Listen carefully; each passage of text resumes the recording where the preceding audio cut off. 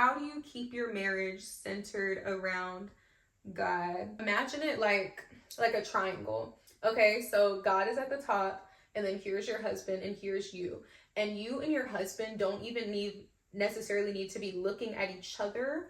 You just both need to be looking at God, and then the more that you both look at God, it will just bring you higher to one another. The Bible tells us that we need to seek ye first the kingdom of God, right? So God needs to be the first thing you are seeking after, not even your husband, not even your wife or whatever. So again, in this triangle analogy, if you and your husband are both seeking after God, you're gonna end up at God, and you are gonna end up at each other too.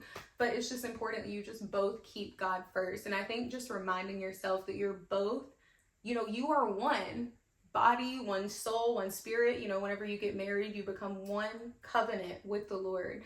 But I think for us and for my marriage, and just for anybody's marriage, it's important to remember that you are both still two individual people who have two individual relationships with God. And when you are prioritizing that relationship as individuals, it will in turn, make your marriage so much better, your relationship with God will be so much better, and your life will be so much better because you are looking at God first. So, keeping God centered in your marriage is not as hard, as people make it out to be. Like, you don't have to both be sitting there reading the Bible together all the time. Me and my husband do like group Bible studies sometimes where we will study together. We do go to church together. We do, listen to sermons together. We'll watch podcasts together. We'll listen to like worship music together.